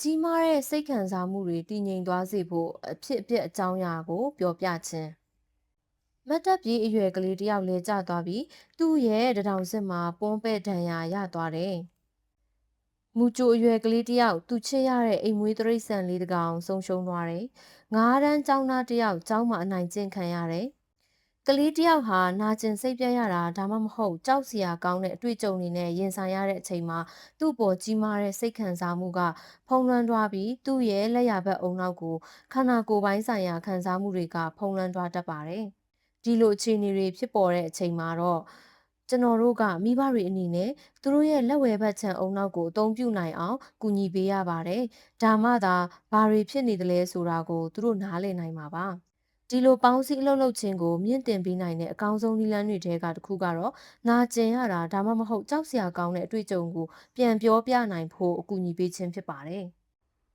ဥပမာတက်ကိုနှစ်အရွယ်ပဲလာဟာအိမ်နာရေဆွဲချလိုက်တဲ့အချိန်အိမ်နာထဲမှာရေရှမ်းမှုဖြစ်သွားတဲ့အခါအိမ်နာခွက်တဲရေတွေမြင့်တက်လာပြီးကျန်းဖြင့်ပေါ်ရှန်ကျသွားတာကိုမြင်တွေ့ခဲ့ရတဲ့အတွေ့အကြုံကြောင့်အဲ့ဒီအဖြစ်အပျက်နောက်ပိုင်းအိမ်နာရေဆွဲချရမှာကိုမလုံနိုင်တော့တဲ့အခြေအနေဖြစ်သွားပါတယ်။ဘယ်လာရဲ့အဖေဒေါ့ကထိန်းချုပ်ပြုပြင်နိုင်ဖို့ထုတ်ဖော်ပြောကြားခြင်းဆိုတဲ့နည်းစနစ်ကိုတင်ယူပြီးနောက်ပိုင်းမှာတော့သူ့သမီးနဲ့အတူတူထိုင်ပြီးအိမ်နာရေရှမ်းမှုဖြစ်တဲ့အကြောင်းကိုပြန်ပြောပြပါတယ်။ဘယ်လာကိုသူတက်နိုင်သမျှများများပြောပြဖို့ခွင့်ပြုပေးပြီးအဲ့ဒီအတွေ့အကြုံပြီးတဲ့နောက်မှာဘယ်လာခံစားရတဲ့အိမ်နာရေဆွဲချမှုကြောက်ရွံ့မှုအပါအဝင်အသေးစိတ်အချက်အလက်တွေကိုဖြည့်ဆွတ်ပြောကြားပေးပါတယ်။ဒီအဖြစ်အပျက်ကိုအကြိမ်ရေတော်တော်များများပြန်ပြောအပြီးမှာတော့ဘယ်လာရဲ့ကြောက်ရွံ့မှုတွေဟာလျော့နေလာပြီးနောက်ဆုံးမှာတော့ပျောက်ကွယ်သွားပါတယ်။အဖြစ်အပျက်တွေကိုပြန်ပြောခြင်းကဘာကြောင့်အရန်ထိရောက်ရတာလဲ။ Dog ပြုတ်လောက်ခဲ့တာကသူ့သမီးရဲ့လက်ဝဲဘက်နဲ့လက်ရဘက်အုံနောက်အတူတကွဖြစ်လာအောင်ကူညီပေးခဲ့တာဖြစ်လို့ဘယ်လာကဘာတွေဖြစ်ခဲ့တယ်လဲဆိုတာကိုခံစားနိုင်တာပါ။အိမ်နာထဲကရေတွေကျန်းပြင်ပေါ်ရှန်ကြတဲ့အခိုက်အတန့်ကိုပြောပြရင်းနဲ့သူဘလို့စိုးရိမ်ပြီးထိတ်လန့်ခဲ့ရတယ်ဆိုတာကိုပြန်ပြောပြတဲ့အချိန်မှာသူ့ရဲ့အုံနောက်နှစ်ချမ်းလုံးကပေါင်းဆက်အလုံးလုံးနေတဲ့ပုံစံနဲ့အလုံးလုံးနေတာဖြစ်ပါတယ်။ဘယ်လာကသူ့ရဲ့လက်ဝဲဘက်အုံနောက်ကိုအသေးစိတ်အချက်လက်တွေအစီအစဉ်တကျဖြစ်အောင်နဲ့အတွေ့အကြုံတွေကိုစကလုံးတွေအဖြစ်ပြောင်းလဲနိုင်အောင်အသုံးပြုပါတယ်။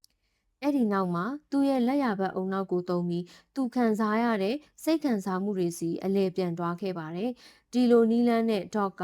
သူ့သမီးရဲ့အကြောက်တရားတွေနဲ့စိတ်ခံစားမှုတွေကိုထုတ်ဖော်ပြောနိုင်ဖို့အကူအညီပေးခဲ့တဲ့အတွက်ဘယ်လာကဒီထိတ်လန့်မှုတွေကိုလွယ်လွယ်ကူကူထိန်းချုပ်နိုင်သွားတာပါ။ကျွန်တော်တို့ကကလေးတွေကိုအဖြစ်အပျက်တွေပြန်ပြောဖို့တောင်းဆိုပေမဲ့ကလေးတွေဘက်ကပြန်မပြောတဲ့အချိန်တွေလည်းရှိပါတယ်။ကျွန်တော်တို့ဘက်ကကလေးတွေရဲ့ဘလို့ပုံစံနဲ့ပဲဘယ်ချိန်မှာပြောမလဲဆိုတဲ့ဆန္ဒကိုလေးစားဖို့လိုအပ်ပါတယ်။အထူးသဖြင့်သူတို့ကိုပြောပြဖို့ဖိအားပေးတာဟာပြန်လည်တုံ့ပြန်မှုတွေဖြစ်နိုင်ပါတယ်။တင်တူးတဲ့နေထိုင်ရတာကိုနှစ်တက်ပြီးစကားပြောချင်စိတ်မရှိတဲ့အချိန်တွေကိုစဉ်းစားကြည့်ပါဒီလိုအခြေအနေမျိုးမှာတင့်ရဲ့အတွင်းကျတဲ့ခံစားမှုတွေကိုထုတ်ဖော်ပြောချင်စိတ်ရှိမှာမဟုတ်ပါဘူးအဲ့ဒီလိုဖိအားပေးမဲ့အစားအဖြစ်အပျက်တွေကိုပြန်ပြောပြဖို့ညင်ညင်တတာတိုက်တွန်းပြီးအသေးစိတ်အချက်လက်တွေကိုဖြည့်ဆွတ်ပြောဖို့တောင်းဆိုနိုင်ပါတယ်တကယ်လို့ကလေးကပြောဖို့စိတ်ဝင်စားရင်တော့သူတို့ရဲ့လွတ်လပ်ခွင့်ကိုတင့်ဘက်ကပေးပြီးနောက်မှထပ်တောင်းဆိုနိုင်ပါတယ်ဒီလိုစကားဝိုင်းမျိုးကိုတင့်ဘက်ကစတင်ပြုလုပ်တဲ့အချိန်ဗျူဟာကျလုံနိုင်ရင်တော့တင့်ကလေးဘက်ကပိုကောင်းကောင်းတုံ့ပြန်နိုင်ချေရှိပါတယ်။တင်ရောတင့်ကလေးပါကောင်းမွန်တဲ့စိတ်အခြေအနေမှာရှိနေဖို့လိုအပ်တာကိုတော့တတိပြုပါ။အတွေ့အကြုံရှိမိဘတွေနဲ့ကလေးစိတ်ပညာထူးကုပညာရှင်တွေဘက်ကလည်းအဖြစ်အပျက်တစ်ခုခုဖြစ်ပေါ်ချိန်မှာကလေးတွေနဲ့အကောင်းဆုံးစကားဝိုင်းဖြစ်ပေါ်တတ်တယ်ဆိုတာကိုတင့်ကိုပြောပြကြမှာပါ။တင်ကကလေးတွေနဲ့အတူတူထိုင်နေတဲ့အချိန်သူတို့မျက်နှာကိုကြည့်ပြီးဖွင့်ဟပြောဖို့တောင်းဆိုတာထက်တခုခုကိုတိဆောက်မှုလုပ်နေချိန်ကပ်ပြားတွေစော့ကစားနေချိန်ဒါမှမဟုတ်ကားအတူတူစီးနေချိန်မှာပိုပြီးမျှဝေခြင်းစိတ်ရှိပါတယ်။တင့်ကလေးကစကားပြောဖို့ဆန္ဒမရှိတဲ့အချိန်မှာတင်လုံနိုင်တဲ့အခြားနည်းလမ်းတစ်ခုကတော့ပုံဆွဲပြဖို့တောင်းဆိုတာဖြစ်ပါတယ်။ တင့်ကလေးကအတက်နည်းနည်းကြီးပြီဆိုရင်တော့စာနဲ့ရေးပြောဖို့တောင်းဆိုနိုင်ပါတယ်။ကလေးကတင်းနဲ့စကားပြောဖို့ချီတုံချတုံဖြစ်နေတယ်လို့ခံစားရရင်တော့သူ့တငယ်ချင်းအခြားလူကြီးတစ်ယောက်ဒါမှမဟုတ်ကောင်းကောင်းနားထောင်ပေးနိုင်တဲ့မောင်နှမသားချင်းတစ်ယောက်ကိုပြောပြဖို့တိုက်တွန်းနိုင်ပါတယ်။ကလေးတွေကိုအာယုံပြောင်းလဲလိုက်တာဒါမှမဟုတ်တည်ငြိမ်လာစေဖို့အတွက်အဖြစ်အပျက်တွေကိုပြန်ပြောပြစေခြင်းကဘလောက်စွမ်းအားကြီးမားတယ်ဆိုတာမိဘတွေသိကြပါတယ်။ဒါပေမဲ့ဒီစွမ်းအားရဲ့နောက်ွယ်ကသိပ္ပံပညာရက်ကိုတော့လူတော်တော်များများသဘောမပေါက်ကြပါဘူး။ကျွန်တော်တို့ရဲ့လက်ရဘက်အုံနောက်ကစိတ်ခံစားမှုတွေနဲ့ကိုယ်ရေးမညံတွေကိုကင်တွယ်ပြီးလက်ဝဲဘက်အုံနောက်ကတော့ဒီခံစားချက်တွေတွေးကြုံခံစားမှုတွေကိုအတိတ်ပဲဖြစ်ပေါ်လာအောင်ပြုလုပ်ပေးပါတယ်။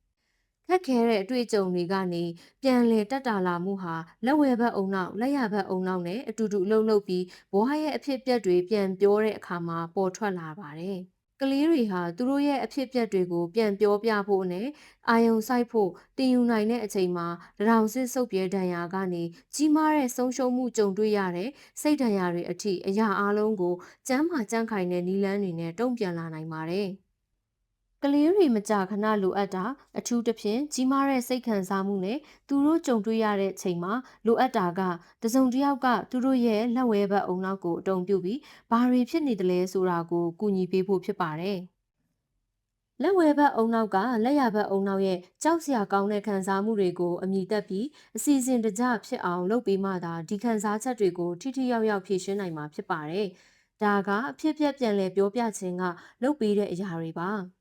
ဒီလိုပြန်ပြောပြခြင်းကကျွန်တော်တို့ရဲ့လက်ဝဲနဲ့လက်ရအုံနောက်နှစ်ချမ်းလုံးကိုအတူတကွအလုံးလုံးစေခြင်းနဲ့ကျွန်တော်တို့ကိုယ်တိုင်နဲ့ကျွန်တော်တို့ရဲ့ကဘာကြီးကိုနားလည်လာစေဖို့ခွင့်ပြုပေးပါတယ်။အဖြစ်အပျက်တစ်ခုကိုအတိပ္ပယ်ရှိရှိပြောပြနိုင်ဖို့အတွက်လက်ဝဲဘက်အုံနောက်ကစကလုံးတွေနဲ့ကြိုးချောင်းဆင်ခြင်မှုတွေကိုအတုံပြုပြီးအရာဝတ္ထုတွေကိုအစီအစဉ်တကျဖြစ်အောင်ပြုလုပ်ပေးရပါတယ်။လက်ရဘက်အုံနောက်ကတော့ခန္ဓာကိုယ်ပိုင်းဆိုင်ရာအလိုအလျောက်ခံစားမှုတွေအကျဉ်းစားစိတ်ခံစားမှုတွေနဲ့ကိုယ်ရေးမှတ်ဉာဏ်တွေကိုပေးတဲ့အတွက်ကျွန်တော်တို့ဟာပုံရိပ်ကြီးတစ်ခုလုံးကိုမြင်နိုင်လာပြီးအတွေ့အကြုံတွေကိုဆက်တွယ်ပြောကြားလာနိုင်တာပါ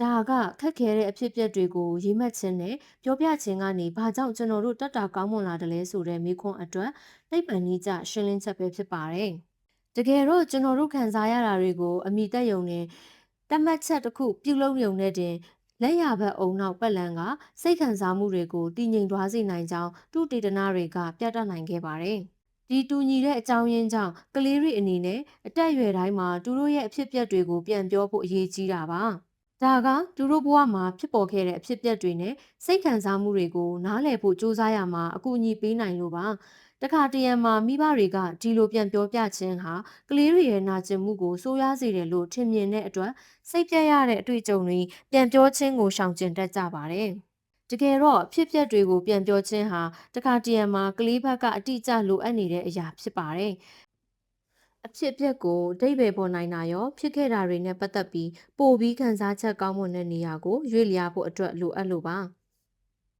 အခန်းသစ်ကမာရီနာရဲ့တာမာကိုရဲ့အီဝူဝူဖြစ်ပျက်ကိုအမှတ်ရပါကျွန်တော်တို့ပေါ်ဘာဖြစ်ခဲ့တယ်လဲဆိုတာကိုနားလည်ခြင်းနဲ့ဆန္ဒကအရန်ပြင်းထန်တဲ့အတွက်အုံနောက်ကအတွေ့အကြုံတွေအပေါ်အတိတ်ပဲဖော်ဖို့စူးစမ်းခြင်းကိုအောင်မြင်မှုမရမချင်းဆက်လက်လှုံ့ဆော်နေမှာပါမိဘတွေအနေနဲ့ဒီလိုဖြစ်စဉ်ကိုအဖြစ်အပျက်ပြန်ပြောနိုင်ဖို့အကူအညီပေးခြင်းနဲ့လှုံ့ဆော်ပေးနိုင်ပါတယ်ဒါကသူ့ဖေเจ้าမှာသူ့ကိုခြံရစ်ထားခဲ့တဲ့အတွက်တေမလောက်အော်ဟစ်နေတဲ့ကေတီအပေါ်ဒေါမတ်ပြုလုပ်ခဲ့တဲ့အရာဖြစ်ပါတယ်။ဒေါမတ်ကဒီအခြေအနေကိုစိတ်ပြတ်နေတာတောင်ကေတီရဲ့အတွေ့အကြုံကိုမျက်ကွယ်ပြုဖို့နဲ့ငင်းဆန်ခြင်းနဲ့သူ့ရဲ့ဆန္ဒကိုတွန်းလှန်ခဲ့ပါတယ်။သူတင်ယူခဲ့တာတွေကြောင့်သူ့သမီးရဲ့အုံနောက်မှာသူ့ကိုကြောင်းမှထားခဲ့တာနေမကောင်းဖြစ်တာသူ့အဖေထွက်ခွာသွားတာကြောင်ရွံ့မှုဖြစ်တာအစရှိတဲ့အဖြစ်အပျက်တော်တော်များများဆက်နွယ်နေတာကိုသဘောပေါက်ခဲ့ပါတယ်။ရလက်အနေနဲ့အားလုံးပြင်ဆင်ပြီးတဲ့နောက်ကျောင်းကိုတွားမဲ့အချိန်ရောက်တိုင်းကီတီရဲ့အုံနောက်နဲ့ခန္ဓာကိုယ်ကနေမကောင်းတဲ့အလုပ်ညီမျှခြင်းကျောင်းညီမျှခြင်းနေမကောင်းဖြစ်ခြင်းညီမျှခြင်းအဖေထွက်ခွာတာကြောက်ရွံ့ခြင်းဆိုတဲ့အတွေးတွေကိုသူ့ကိုပြောပြပါတော့တယ်ဒီရှုမြင်ပုံအရကေတီကျောင်းကိုမတွားချင်တာအတိတ်ပဲရှိပါတယ်ဒီအခြေအနေကိုသဘောပေါက်တဲ့အတွက်ဒေါမတ်ကတူတိထားတဲ့အုံနောက်နှစ်ချမ်းအလုံးလုံးပုံအသိပညာကိုအသုံးပြုခဲ့ပါတယ် ကီတီလိုငယ်ရွယ်တဲ့ကလေးတွေမှာလက်ရဘက်အုံနောက်လွမ်းမိုးမှုပိုများပြီးခံစားချက်တွေကိုဖော်ပြနိုင်တဲ့စကားလုံးတွေနဲ့ကြိုးကြောင်းဆင်ခြင်မှုကိုအသုံးပြုနိုင်တဲ့စွမ်းရည်မဖွံ့ဖြိုးသေးဘူးဆိုတာသောမတ်သိပါတယ်။ကီတီကပြင်းထန်တဲ့စိတ်ခံစားမှုကိုခံစားခဲ့ရပေမဲ့သူကဒီခံစားချက်တွေကိုနားမလည်နိုင်သေးတာကြောင့်ရှင်းရှင်းလင်းလင်းဆက်သွယ်မှုမလုပ်နိုင်သေးပါဘူး။အကျိုးဆက်အနေနဲ့ဒီခံစားချက်တွေကသူ့အပေါ်လွမ်းမိုးလာပါတယ်။ကိုရီးမညံကလက်ရဘက်ချမ်းမှာတိုမီထားတယ်ဆိုတာကိုလည်းတောမတ်ကသိပါတယ်။ကီတီနေမကောင်းဖြစ်ခဲ့တဲ့အသေးစိတ်ဖြစ်ပျက်တွေဟာသူ့ရဲ့မညံနဲ့ဆက်နွယ်နေတာကြောင့်ကလေးရဲ့လက်ရဘက်အချမ်းအသုံးပြုမှုပိုများနေတယ်ဆိုတာကိုတောမတ်ကနားလည်ပါတယ်။ဒီချက်တွေအားလုံးကိုတောမတ်သဘောပေါက်လိုက်တာနဲ့တပြိုင်နက်ကီတီရဲ့လက်ဝဲဘက်အုံနောက်ရဲ့အလုပ်ဖြစ်တဲ့ကြိုးချောင်းဆင်ခြင်နိုင်ခြင်းအဖြစ်အပျက်တွေကိုအစီအစဉ်တကျဖြစ်ခြင်းသူ့ရဲ့ခံစားချက်တွေအတွက်စကလုံးတတ်မှတ်ခြင်းတို့ကိုသုံးပြီးခံစားချက်တွေကိုအတိတ်ပဲဖော်နိုင်ဖို့ကီတီကိုကူညီပေးဖို့လိုအပ်နေပြီဆိုတာသိလိုက်ပါတယ်။ Thomas ပြုလုပ်ခဲ့တဲ့နီလန်ကတော့ကီတီရဲ့အုံနောက်နှစ်ချမ်းလုံးအတူတူလှုပ်လှုပ်နိုင်အောင်အဲ့ဒီနေ့ကအဖြစ်အပျက်တွေကိုကီတီပြန်ပြောနိုင်ဖို့အကူအညီပေးခြင်းပဲဖြစ်ပါတယ်။သောမတ်ကကီတီကိုသမီးနေမကောင်းဖြစ်ပြီးကတည်းကကြောင်းသွားဖို့ခက်ခဲနေတာဖေဖေသိတယ်။သမီးเจ้าမှာနေမကောင်းဖြစ်ခဲ့တဲ့နေ့ကိုတတိယအောင်ဖေဖေတို့စူးစမ်းကြည့်ရအောင်။ပထမဆုံးဖေဖေတို့ကျောင်းကိုသွားဖို့အဆင်တင်းဖြစ်နေခဲ့တယ်။ဟုတ်တယ်မလား။သမီးကဘောင်းဝီအနီအောင်လေးဝစ်ချင်တာလေးမမိတယ်မလား။ဖေဖေတို့ဘလူးဘယ်ရီနဲ့ဝေဖာစားကြတယ်။ပြီးတော့သမီးတွားတိုက်တယ်။ဖေဖေတို့ကျောင်းကိုသွားကြတယ်။သမီးကိုပွေဖက်ပြီး goodbye လို့နှုတ်ဆက်ကြတယ်။သမီးရဲ့စပွဲမှာထိုင်ပြီးပုံစဆွဲတော့ဖေဖေကလက်ပြပြီးနှုတ်ဆက်ခဲ့တယ်။ဖေဖေပြန်လာပြီးတော့ဘာတွေဖြစ်ခဲ့လဲလို့ပြောပါတယ်။ကီတီကသူနေမကောင်းဖြစ်လာခဲ့တယ်လို့ပြန်ဖြေပါတယ်။သောမတ်ကဆက်ပြီးဟုတ်တယ်သမီးနေလို့မကောင်းဘူးဆိုတာဖေဖေသိတယ်။ဒါပေမဲ့သမီးဆီယာမမစ်လာရူဆာကသမီးကိုကောင်းကောင်းပြုစိုက်ပေးပြီးသမီးဖေဖေကိုလိုအပ်နေတယ်ဆိုတာသိတယ်။ဒါကြောင့်သူဖုံးဆက်တော့ဖေဖေချက်ချင်းရောက်လာခဲ့တယ်။ဖေဖေမရောက်ခင်သမီးကိုအရန်ကျူးဆိုင်တဲ့ဆီယာမရှိတာသမီးကန်ကောင်းတာပဲဟုတ်တယ်မလား။အဲ့ဒါပြီးတော့ဘာဆက်ဖြစ်လဲ။သမီးကိုဖေဖေကျူးဆိုင်ပြုစုပေးပြီးတော့သမီးနေပြန်ကောင်းလာတယ်။အဲ့ဒီနောက်မှာသောမတ်ကတူချက်ချင်းရောက်လာတဲ့အကြောင်းနဲ့အားလုံးအဆင်ပြေပြေဖြစ်ခဲ့တဲ့အကြောင်းကိုအထူးပြုပြီးပြောပါတယ်။ပြီးတော့ကီတီသူ့ကိုလိုအပ်တဲ့အချိန်တိုင်းသူရှိနေမှာဖြစ်ကြောင်းအာမခံပြောခဲ့ပါတယ်။ဒီလိုအသေးစိတ်အဖြစ်အပျက်တွေကိုအစီအစဉ်တကျပြန်ပြောပြခြင်းနဲ့သောမတ်ကကီတီရဲ့စိတ်ခံစားချက်တွေနဲ့သူ့ခန္ဓာကိုယ်မှာကြုံတွေ့ခဲ့ရတာတွေကိုသူ့သမီးစပြီးနားလည်လာနိုင်ဖို့ခွင့်ပြုပေးခဲ့တာပါ။အဲ့ဒီနောက်မှာသောမတ်ကကီတီတဘောကျတဲ့ကျောင်းရဲ့အချက်လက်တွေကိုအမတ်ရအောင်ပြောပြပြီးကျောင်းဟာအန်ရယ်ကင်းပြီးပျော်စရာကောင်းတယ်ဆိုတဲ့တွဲဖက်မှုအတစ်ကိုကီတီဖန်တီးနိုင်ဖို့စတင်အကူအညီပေးပါတယ်။ကီတီရဲ့သင်ခန်းစာတွေကသူတဘောအကျဆုံးနေရာတွေအကြောင်းပါဝင်တဲ့စာအုပ်တအုပ်ကိုသူတို့အတူတူရေးဆွဲခဲ့ကြပါတယ်။အခြားကလေးတွေလိုပဲကီတီလည်းသူ့ရဲ့အိမ်မှာကိုရိုင်လောက်ထားတဲ့စာအုပ်ကိုထပ်တလဲလဲဖတ်ကြည့်ချင်ပါတယ်။မကြာခင်မှာပဲကီတီဟာသူ့ရဲ့ကျောင်းပေါ်ချစ်မြတ်နိုးမှုတွေပြန်လည်ရရှိလာပြီးသူ့ရဲ့နေမကောင်းဖြစ်ပြီးကျောင်းမသွားချင်တဲ့အတွေ့အကြုံကသူ့ပေါ်မလွမ်းမိုးနိုင်တော့ပါဘူး။တကယ်တော့ကီတီဟာသူ့ကိုချစ်မြတ်နိုးသူတွေရဲ့အကူအညီထောက်ပံ့တဲ့အကြောက်တရားတွေကိုကျော်လွန်နိုင်ကြောင်းတင်ယူခဲ့တာပါ။ကီတီကြီးပြင်းလာတာနဲ့အမျှသူ့အဖေကသူ့အတွေ့အကြုံတွေကိုအတိတ်ပဲဖော်နိုင်အောင်ဆက်ပြီးအကူအညီပေးပါတယ်။အဖြစ်အပျက်တွေကိုပြန်လည်ပြောပြခြင်းကခက်ခဲတဲ့အခြေအနေတွေကိုဖြေရှင်းတဲ့သူ့ရဲ့တဘာဝနည်းလမ်းဖြစ်လာပါတယ်။ဒီနည်းလမ်းကသူ့ရဲ့လူကြီးဘဝမှာရောဘဝတစ်လျှောက်လုံးမှာပါကံမကောင်းမှုတွေကိုရင်ဆိုင်ဖြေရှင်းနိုင်ဖို့အတွက်စွမ်းအားရှိတဲ့လက်နက်ကိရိယာဖြစ်လာပါတယ်။ကီတီထက်အများကြီးပိုငယ်တဲ့ကလေးတွေ10လကနေ12လအရွယ်ကလေးတွေတောင်မှအဖြစ်အပျက်တွေပြန်ပြောခြင်းကိုကောင်းကောင်းတုံ့ပြန်နိုင်ပါတယ်။မတ်တပ်ပြေးအရွယ်ကလေးတယောက်လဲကျသွားပြီးသူ့ရဲ့ဒူးကောင်းပုံးပဲ့သွားတဲ့အဖြစ်အပျက်ကိုဥပမာအနေနဲ့စဉ်းစားကြည့်ပါ။အဲ့ဒီအခိုက်အတန့်မှာသူ့ရဲ့ခန္ဓာကိုယ်နဲ့ထိစပ်နေတဲ့လက်ရဘက်အုံနောက်ကကြောက်ရွံ့မှုနဲ့နာကျင်မှုကိုခံစားလိုက်ရမှာပါ။ကလေးဘက်ကဒီနာကျင်မှုတွေဟာလုံးဝပျောက်ကွယ်သွားတော့မှာမဟုတ်ဘူးလို့ထင်မိတဲ့အချိန်တွေလည်းရှိနိုင်ပါတယ်။အမေဖြစ်သူကတူလဲကျသွားတဲ့အတွေ့အကြုံကိုစကလုံးအစီအစဉ်တကျပြန်ပြောပြတဲ့အချိန်မှာအမေဘက်ကကလေးရဲ့လက်ဝဲဘက်အုံနောက်ကိုဖွံ့ဖြိုးလာအောင်စေ့စပ်ပေးနေတဲ့အချိန်ပဲဖြစ်ပါတယ်။ကလေးလဲကျသွားတဲ့အဖြစ်အပျက်ကိုရှင်းပြခြင်းနဲ့ကလေးဘက်ကသူဘာကြောင့်နာကျင်ခဲ့ရတယ်လဲဆိုတာကိုနားလည်လာပါတယ်။ကလေးရဲ့အာယုံဆိုင်မှုရဖို့အတွက်အဖြစ်အပျက်ပြန်လည်ပြောပြခြင်းရဲ့စွမ်းပကားကိုရှော့မတွက်မိပါစေနဲ့။တင့်မှာကလေးငယ်ရှိနေရင်ဒီနည်းလမ်းကိုစူးစမ်းကြည့်ပါ ဘလောက်ထိကူညီဖြစ်စေတယ်ကလေးကသူနာကျင်ရတိုင်းဒါမှမဟုတ်ကြောက်ရွံ့မှုကိုခံစားရတိုင်းအဖြစ်အပျက်တွေပြန်ပြောပြဖို့ဘလောက်တောင်ဆန္ဒရှိလာတယ်ဆိုတာကိုတွေးရလို့တင်အံ့အားတင်မိမှာပါဒီထိန်းချုပ်မှုပြုပြင်နိုင်ဖို့အတွက်ဖြစ်ပျက်တွေကိုပြန်ပြောပြခြင်းနည်းစနစ်ဟာကလေးကြီးတွေအတွက်လည်းစွမ်းမကားကြီးပါတယ်ကျွန်တော်တို့သိတယ်လော်ရာဆိုတဲ့အမေကသူ့သားချက်အပေါ်မှာဒီနည်းစနစ်ကိုအသုံးပြုခဲ့ပါတယ်10 နှစ်အရွယ်မှာတေးစားစက်ဘိန်းမတော်တဆတစ်ခုဖြစ်ခဲ့ဘူးလို့စက်ဘိန်းစီးထွက်မယ်လို့စိတ်ကူးမိတိုင်းစိတ်လှုပ်ရှားကြောက်ရွံ့နေပါတယ်။အခုအောက်မှာဖော်ပြထားတာကလော်ရာတူတာကိုဘလို့အကူအညီပေးခဲ့လဲဆိုတဲ့အကြောင်းအရာတွေဖြစ်ပါတယ်။ဒီလိုကူညီပေးခဲ့တာကြောင့်ဂျက်ဖက်ကသူ့ရဲ့အတွင်းစိတ်ထဲဘာတွေဖြစ်ပျက်ခဲ့တယ်လဲဆိုတာကိုနားလည်လာပါတယ်။လော်ရာသားစက်ဘိန်းလေးကြတော့ကဘာဖြစ်ခဲ့လဲဆိုတာမှတ်မိလား။ချက်တားတို့လမ်းကိုဖြတ်ကူးတုန်းကတားကမမီကိုကြည့်နေတာတားရေဆိုးမြောင်းတဲ့အဖုံးကိုမမြင်လိုက်ဘူးလော်ရာဒါဆိုဘာဆက်ဖြစ်လဲချက်တားစက်ဘိန်းရဲ့ဘိန်းတွေနဲ့အဲ့ဒီရေဆိုးမြောင်းအဖုံးနဲ့တိုက်မိသွားပြီးစက်ဘိန်းကတားပေါ်လဲကျလာတယ်လော်ရာဒါကတားအတွက်ကြောက်စရာကောင်းတယ်မဟုတ်လားချက်ဟုတ်တယ်တားပါလို့ရမှန်းမသိဘူးတားလန်းအတိုင်းပဲရှောက်လာခဲ့တာဘာတွေဖြစ်မှန်းတော့မသိတော့ဘူးလော်ရာအခုလိုကြီးရုတ်တရက်ဖြစ်သွားတာကြောက်စရာကောင်းပါပဲအဲ့ဒါပြီးတော့ဘာတွေဆက်ဖြစ်လဲတားမမိလားဗျူဟာနဲ့ညင်းဆိုလစ်လျူရှုမဲ့အစားပြုပြင်ထိန်းသိမ်းနိုင်ဖို့အဖြစ်အပျက်ပြန်ပြောပြခြင်းဒီစနစ်ကိုစူးစမ်းကြည့်ပါသမီးလဲကြလိုက်လို့ဒူးနာသွားတယ်ဒီလိုပြောတဲ့အခါမှာမိမိအနေနဲ့မငိုနဲ့ဘာမှမဖြစ်ဘူးဝမ်းနည်းမနေနဲ့သမီးအဆင်ပြေပါတယ်နောက်တစ်ခါတတိထားဖို့လို့ပြောမဲ့အစားသမီးနာသွားမှာပဲသမီးပြေးနေတာမမြင်တယ်သမီးခလုတ်တိုက်ပြီးဒူးပွန်းသွားတာတွေ့တယ်အဲ့ဒါပြီးတော့ဘာတွေဖြစ်လဲဆိုပြီးဆက်မေးပါဒါဆိုရင်တော့တဖြည်းဖြည်းနဲ့မိမိလေးကမမေရောက်လာတယ်လေဟုတ်တယ်ဟုတ်တယ်သမီးကိုပွေ့ချီလိုက်တယ်ဘလို့ဖြစ်ခဲ့လဲဆိုတာမမေပြရမလားစသဖြင့်သမီးလေးကထပ်ပြောပါလိမ့်မယ်ဒါကတော့မမေနဲ့သမီးနှစ်ယောက်ကြားမှာဖြစ်တတ်တဲ့အရာလေးတွေကိုနမူနာပြထားခြင်းဖြစ်တယ်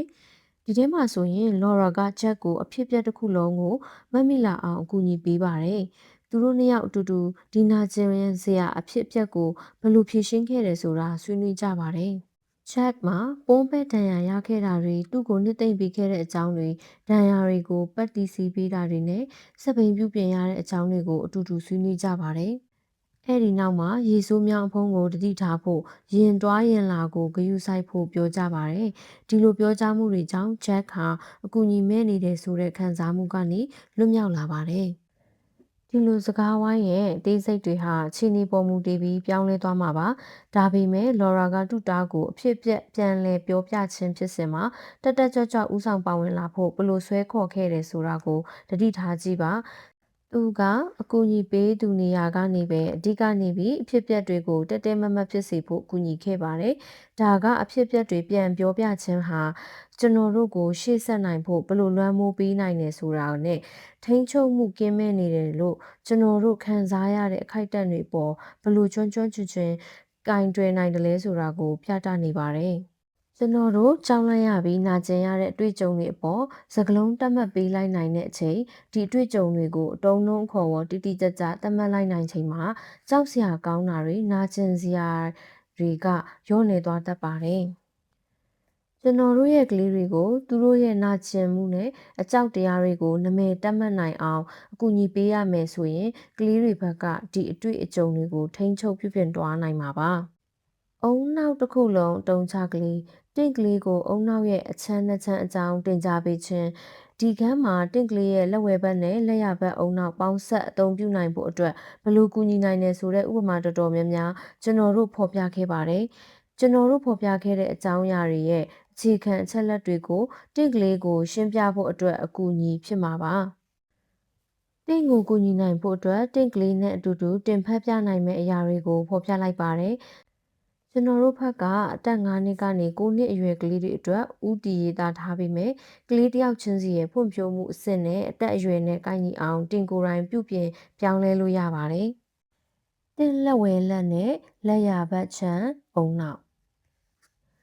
သားရဲ့အုံနောက်မှာအစိတ်ပိုင်းတွေအများကြီးရှိတယ်။သူတို့ကမတူတဲ့အလုပ်တွေလုပ်ကြတယ်ဆိုတာသိလား။ဒါကသားမှာသူတို့ကိုယ်ပိုင်စိတ်သူတို့တီးတန့်ရှိတဲ့အုံနောက်တစ်ခုစီရှိနေတယ်လို့ပဲ။ဒါပေမဲ့ဖေဖေတို့သူတို့ကိုတစ်ခုနဲ့တစ်ခုအဆင်ပြေအောင်နဲ့တစ်ခုကိုတစ်ခုကူညီပေးနိုင်အောင်ကူညီပေးလို့ရတယ်။